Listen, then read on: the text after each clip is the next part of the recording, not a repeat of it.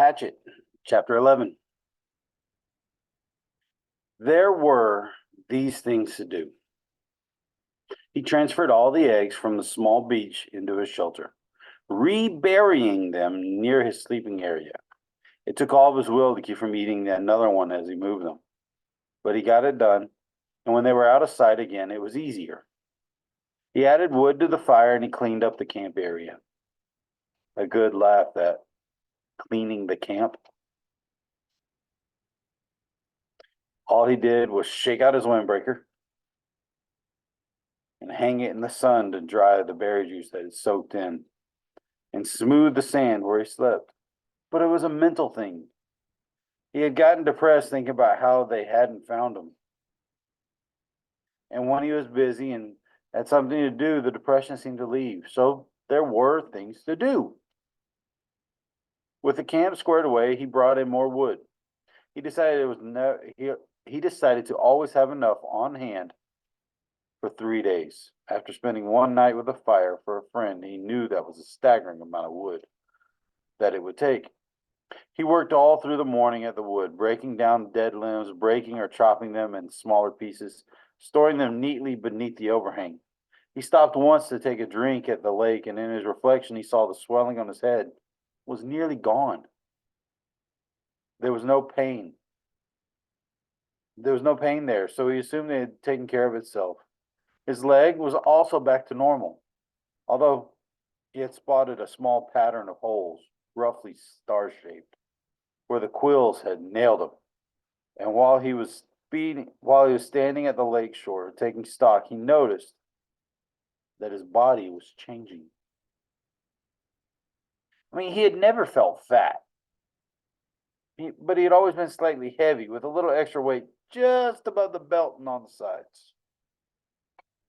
This was completely gone, and his stomach had caved into the hunger, and the sun had cooked him past burning, so he was tanning. And with the smoke from the fire, his face was starting to look like leather. But perhaps more than that, his body was changed. More than his body was the change in his mind, or the way that he was becoming. I'm not sure I'm the same, he thought.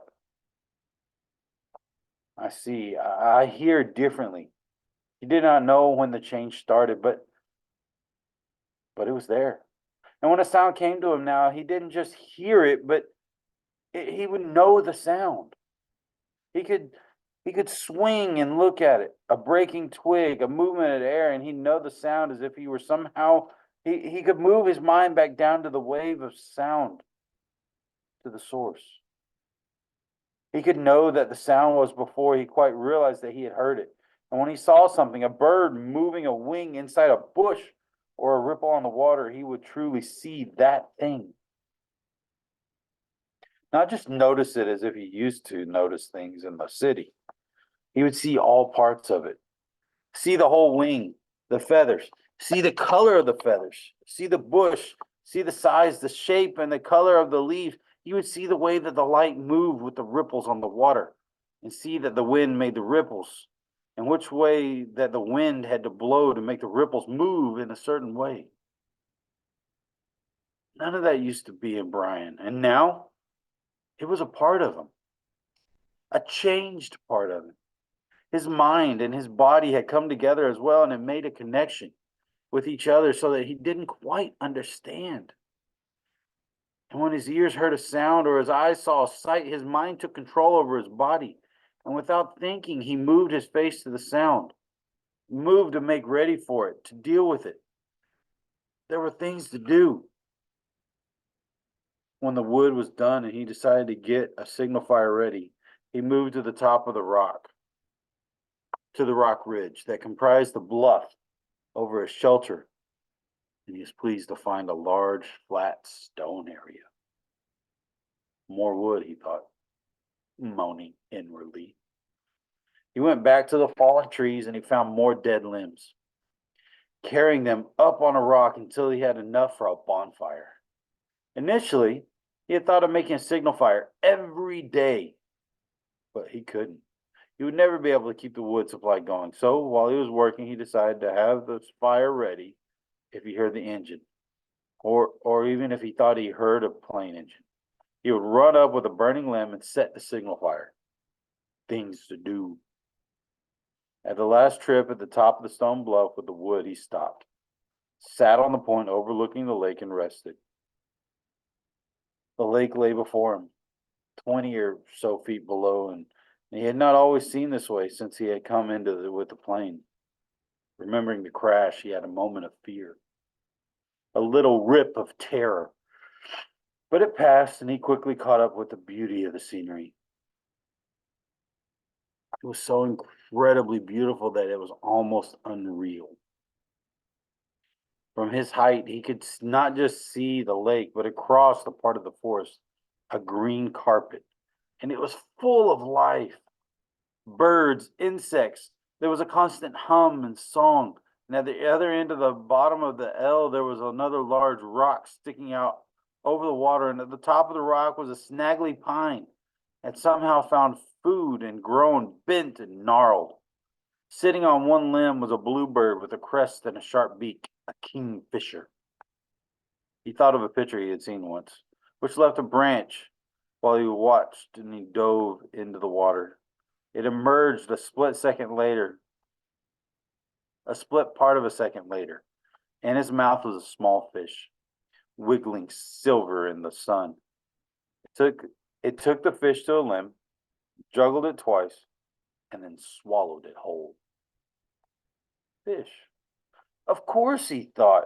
There were fish in the lake, and they were food. And if the bird could do it, he scrambled down to the side of the bluff, trotted to the edge of the lake, looking down in the water, and somehow it never occurred to him to look inside the water, only at the surface. The sun was flashing up back into his eyes, and he moved off to the side. He took his shoes off and waded out about 15 feet. Then he turned and he stood still again. With the sun at his back, he studied the water again. It was, he saw after a moment, literally packed with life.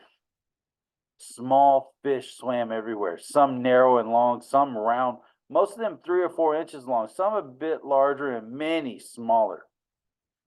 There was a patch of mud off to the side leading into the deeper water, and when he could see old clamshells there, so there must be clams. As he watched, a crayfish looking like a tiny lobster left one of the empty clamshells and went to another looking for something to eat, digging with its claws. While he stood, some of the small roundish fish came quite close to his legs, and he tensed. He got ready, and he made a wild stab at grabbing one of them. They exploded away in 100 flicks of quick light, so fast they'd never hope of catching them that way. But they soon came back. He seemed to be curious about them. As he walked from the water, he tried to think of a way to use that curiosity to catch them.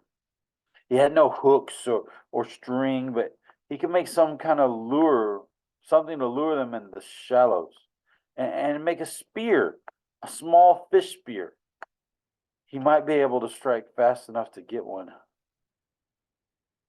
He would have to find the right kind of wood, slim, straight. He had seen some willows along the lake that might work, and he could use the hatchet to sharpen it and shape it. And while he was sitting by the fire tonight, that brought up the fire, which he had to feed again.